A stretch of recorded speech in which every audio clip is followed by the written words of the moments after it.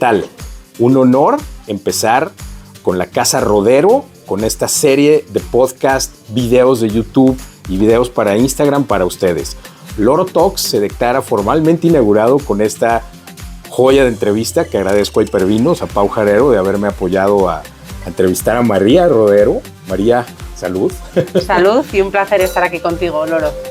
Me da mucho gusto que sean Rodero, vinos que aprecio mucho. Conocí a tu padre, seguramente es él a quien conocí. Claro. Y en una cata maravillosa en el restaurante Casa Tomás hace tiempo, lo disfrutamos mucho. Y bueno, pues a platicar de ustedes y de lo que son y de toda esta maravilla de la cual nos habla el vino. Escuchen todo esto. ¿Qué me puedes decir? ¿Qué es Carmelo Rodero? ¿Dónde está Rodero?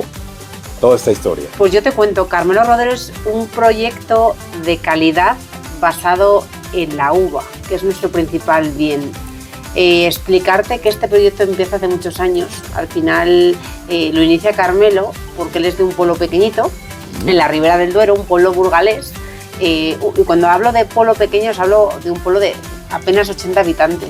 Poblados, no pueblos realmente, ¿no? Allí son pueblecitos porque allí hay municipios muy pequeños. Entonces, bueno, al final mi familia paterna, su economía se basaba en una agricultura en cereal, en algo de viñedo, pero una agricultura muy pequeña. Entonces, oye, te voy a pedir algo con todos los que nos están escuchando. Platícales a ellos, ¿no? A mí. Uy, fenomenal. Salud. Así, hagámoslo casual. Lo que le decía a Loro, bueno, al final nosotros hemos empezado desde cero. Carmelo es de un pueblo pequeñito, su familia, una familia de agricultores muy humildes. Entonces, bueno, él es el mayor de 3 hermanos. Y la situación en su casa hizo que cuando él era muy jovencito tuviera que buscarse la vida, nunca mejor dicho, y buscar otro tipo de negocios para poder prosperar. Él empieza a ver una oportunidad de negocio en el tema de la paja. En mi zona, a día de hoy, Ribera del Duero, esa parte de Ribera del Duero es famosa por el viñedo, pero hace años la actividad principal era el cereal. Sigue habiendo cereal, lo que pasa es que en menor medida. Entonces, bueno, él a mí me cuenta que ve una oportunidad de negocio en el tema de las alpacas de paja. O sea, y con apenas 15 años le fiaron una máquina para hacer alpacas y empezar así su proyecto. O sea, de una forma súper humilde, desde muy abajo y bueno, pues intentando que la familia prosperara. Lo que pasa es que vio que el cereal, bueno, pues la rentabilidad era muy justita y buscó... pero perdón por la interrupción, pero qué interesante, porque al final de cuentas el vínculo y el conocimiento de la tierra, de tu familia, en particular de él, debe haber sido una maravilla. O sea, al cultivar y estar conectado con el cereal, pues conocía perfectamente la tierra de la región, ¿no? Claro, al final tú date cuenta de que él comienza a trabajar en la pequeña tienda de mis abuelos cuando tenía apenas 10 años, o sea, cuando era un criajo. Con lo cual él ha crecido en el campo y conoce perfectamente el campo. Entonces él poco a poco fue apostando por el viñedo porque le pareció un cultivo muy interesante, le pareció que se podían hacer cosas un poco distintas y fue poco a poco apostando por viñedos de calidad. Viñedos de calidad que al principio, para que os situéis, inicialmente las uvas las vendía. Claro, él no tenía capacidad para poder... De producción, ¿no? Efectivamente, entonces estuvo vendiendo a grandes bodegas de las más emblemáticas de España, como por ejemplo Vega Sicilia, que a día de hoy es la bodega un poco referente. Pues podemos decir, a final de cuentas, que es una bodega icónica no solamente de Ribera del Duero, sino del mundo, ¿no? Del mundo, ¿no? Es bueno, una bodega icónica, nosotros entendemos que es un referente a nivel de vinos de calidad. Entonces estuvieron muchísimos años vendiendo la uva allí. En este tiempo, mis padres han sido hormiguitas, gente que ha reinvertido en lo que conocía, que era tierra, y poco a poco fueron creciendo en su explotación. Carmelo siempre es una persona también muy hábil para ver oportunidades de negocio y ver, pues quizás donde otros no veían. Él vio que con el viñedo se podían hacer grandes cosas y siempre ha sido totalmente defensor de nuestra zona para el cultivo de la uva. Estamos en una zona privilegiada de Ribera del Duero.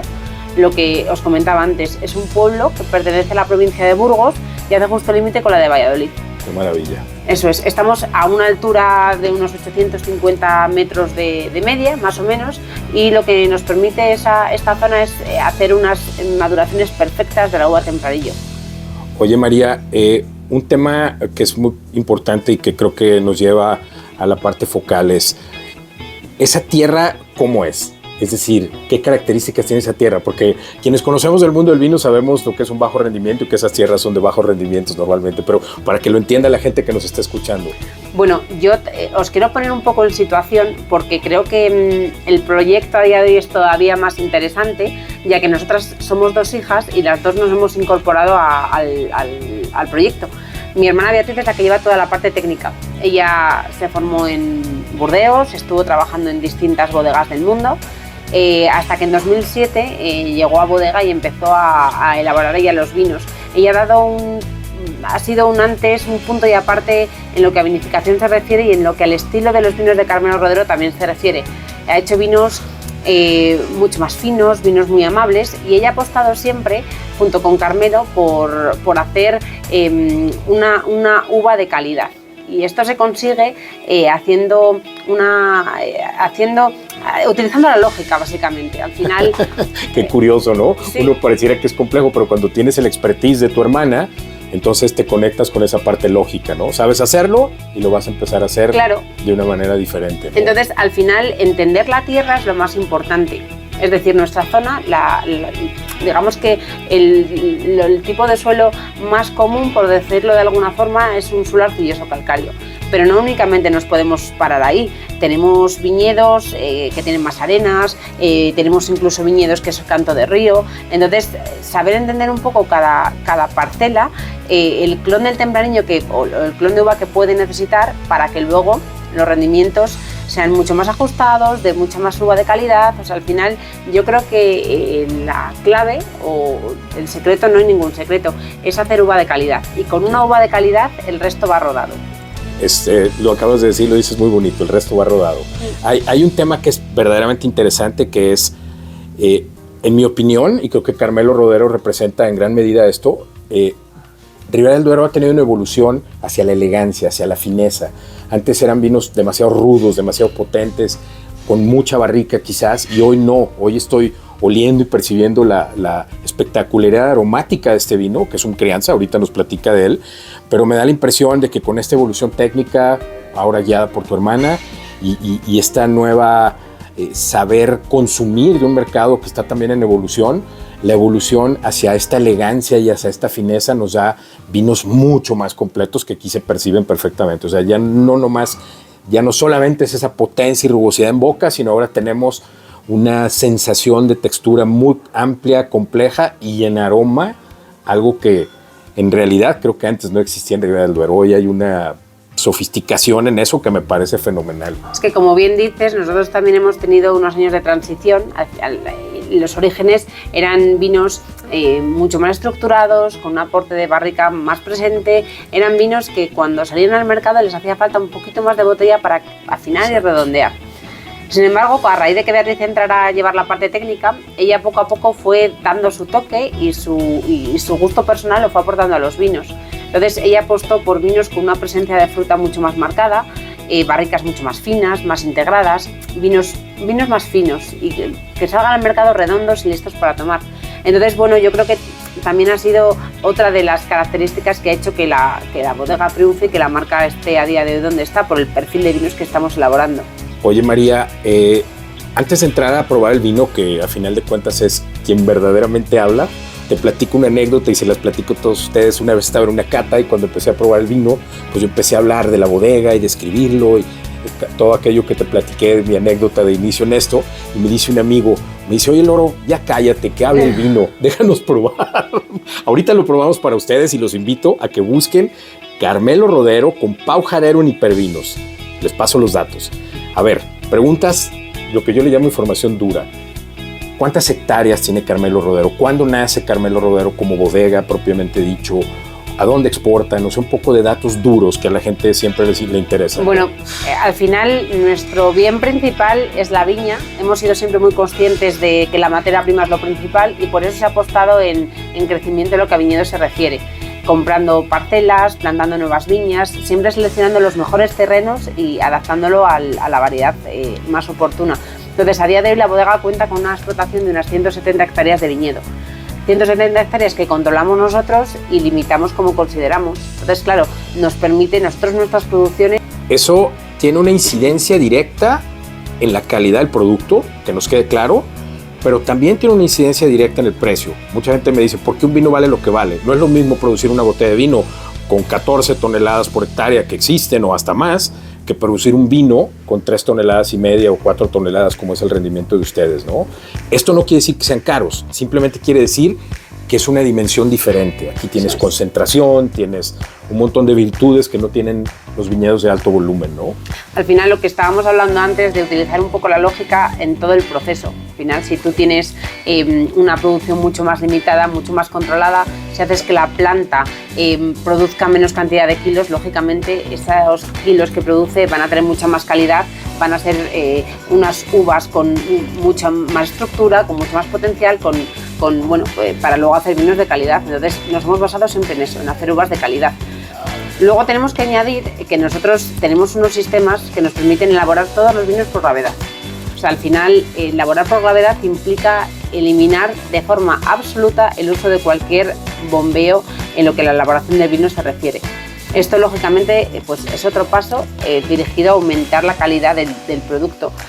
Sin el uso de bombas, los vinos sufren mucho menos, claro, se pueden trabajar de una forma mucho mejor y bueno, al final ir hacia el perfil de vinos finos que estamos buscando, básicamente.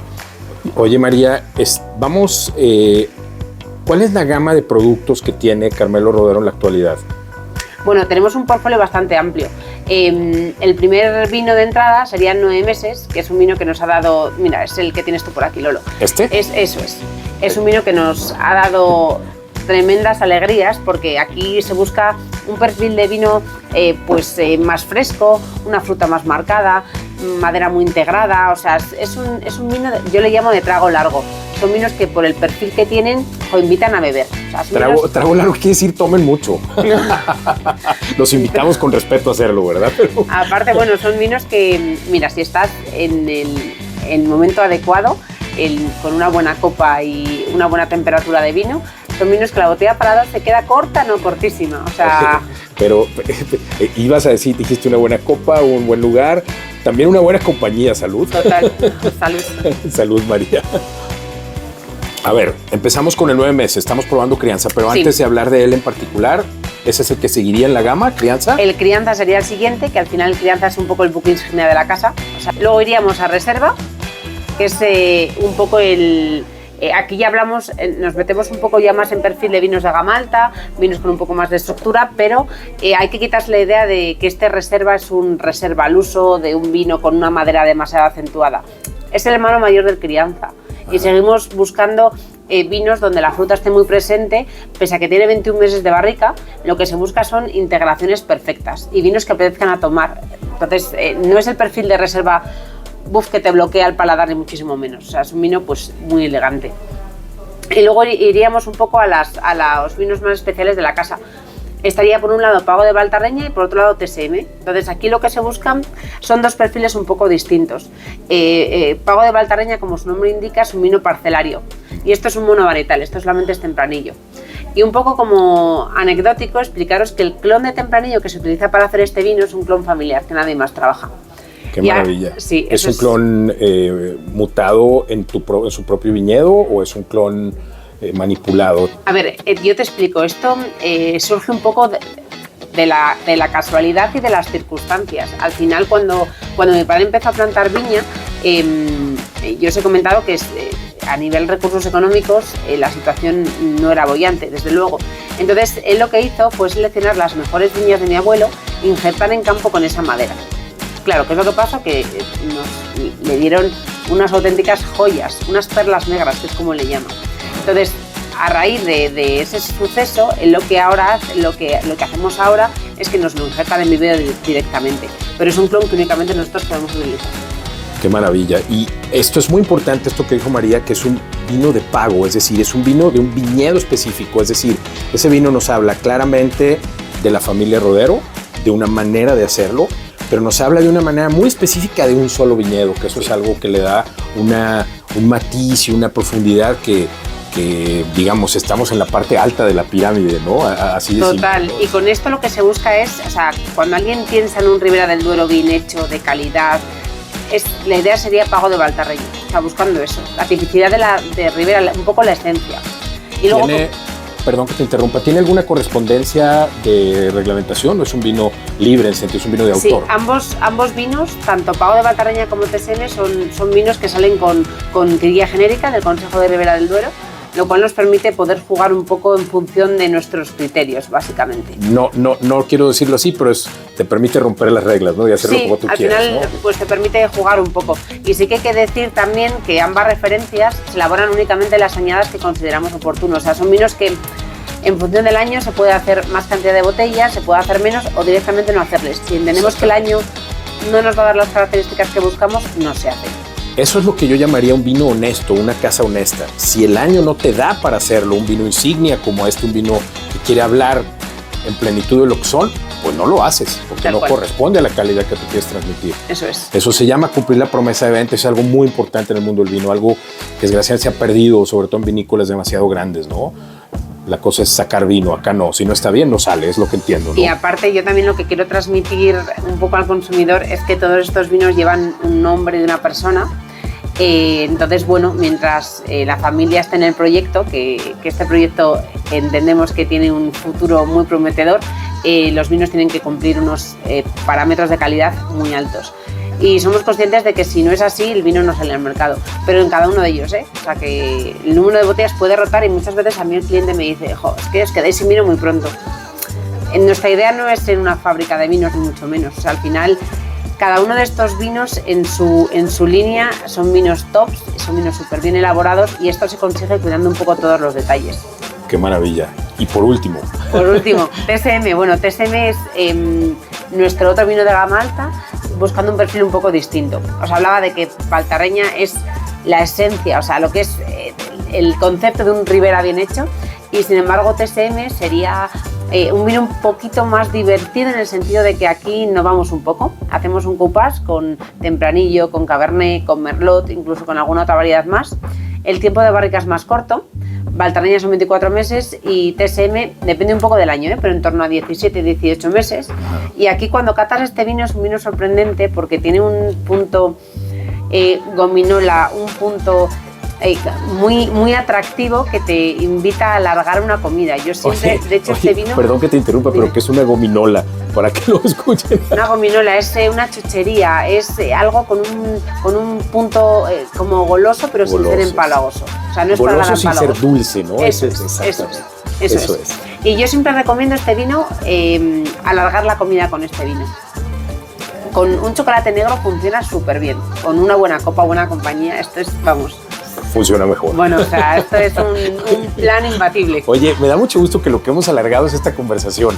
La verdad es una gran manera de inaugurar Loro Talks. Te agradezco mucho. Un placer, de verdad. Y vamos pasando a describir este vino para luego cerrar este podcast, video y todo lo que ustedes van a ver en redes.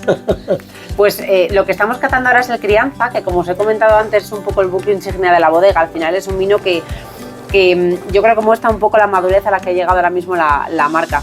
Explicaros que es un vino que está elaborado con tempranillo y con cabernet.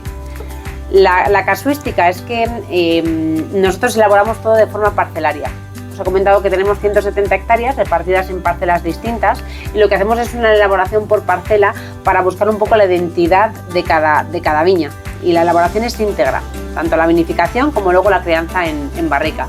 Y es a posteriori cuando hacemos un poco el ensamblaje de los distintos lotes, de esas distintas viñas que están en barrica y cuando se hace un poco el ensamblaje de este vino. Decía una de mis hijas muy chica, decía, papá, eso es un rompecabezas. Total. O sea, imaginen la locura en positivo. Tiene 170 hectáreas de viñedo divididos en distintas parcelas. Cada una la vas a cosechar en momento diferente cuando enología y campo digan estamos listos. Y además vas a vinificar por separado, además vas a embarricar por separado y en su momento dirás esto está listo para un ensamble, con aquel o con el otro. Es una matriz de muchísimas variables que nos lleva justo a esto, a lo que yo percibo aquí, una elegancia, una fineza muy cuidada, que eso me gusta mucho, ¿no? Al final son vinos con todos ellos, vinos súper equilibrados y lo que intentamos es un poco generar experiencia, para que cuando tú te abres una botella de vino, lo disfrutes y generes un poco una experiencia, que es un poco para lo que estamos trabajando. Es me recuerda a lo que te platiqué hace rato, ¿no? Es qué sientes, ¿no? Si la experiencia es memorable, se va a quedar para siempre, ¿no? Y cuando ustedes tienen claro eso y lo transmites en una copa, creo que se logró el objetivo, ¿no? A ver, descríbenos un poco este vino en particular, que la verdad, siendo un crianza me parece muy expresivo, muy bien logrado, muy limpio, pero por favor, mejoraslo tú. Pues, a ver, al final, como comentábamos, la media de este viñedo está en torno a 30-35 años, más o menos, y aparte del toque del tempranillo, se le da un toque de cabernet, pero un cabernet perfectamente maduro. Hemos conseguido hacer viñas que nos proporcionen un cabernet perfecto, que en nuestra zona es complicado. El tiempo de barrica suele estar en torno a 15 meses, y es un vino que cuando se prueba, se cata, la presencia de la fruta está ahí. Esta es una fruta más madura, pero perfectamente equilibrada, con unos tostados y un punto de balsámico que le da ese aporte de barrica francesa nueva, con un tostado medio ligero, que hace que sea un ensamblaje perfecto. Le metes en la boca, es un vino que está como aterciopelado, está redondo, es un vino muy largo. O sea que, bueno, al final, también explicaros que hace apenas 3-4 semanas este vino ha sido el mejor vino tinto con crianza de España por la Guía Gourmet. Con lo cual, imagina, wow, o sea, sí. es como... Aparte, la Guía Gourmet me gana lo que voy a decir. Si es la Guía Gourmet, tiene que ver con maridaje, con enogastronomía, vino y cocina en armonía. Al probarlo, lo primero que iba a decirte es, este es un vino gastronómico, este es un vino para comer, así me da esa impresión. Obviamente puede ser un vino largo, como tú dijiste, para simplemente en un cóctel, en una comida, en una tarde de amigos puedes estar tomando, pero tiene una acidez maravillosa que creo que además iría maravilloso, o va maravillosamente, va maravillosamente con cocina mexicana, ¿no? Total. Es una acidez, a nosotros nos gusta lo ácido, en México nos gusta lo ácido, y este vino tiene volumen, tiene carnosidad, tiene fruta muy clara y tiene una acidez que me está haciendo salivar. O sea, ya se me antoja. Te invita a beber y a compartirlo. Sí que es cierto que con un buen corte o con una comida con un poquito de estructura funciona fenomenal. Y al final se completa un poco la experiencia. Oye, María, no quiero alargar más esto porque luego los podcasters, quien nos vea, va a decir que ya hablamos mucho. Se trata de transmitir, creo que ha sido una maravilla platicar contigo y simplemente darte las gracias por esto. Salúdame a tu padre, a quien tengo el gusto de conocerlo, en aquel día cata en Casa Tomás con nuestro amigo Tomás Fernández, a quien invitaré a platicar, por cierto, y te lo agradezco mucho. Un honor arrancar este proyecto. Un placer, con de verdad que sí. Un placer. Bueno, pues salud. Salud. Salud, señores. Salud. Un traguito de despedida. Claro que sí. Gracias, María. Un placer, gracias. Gracias.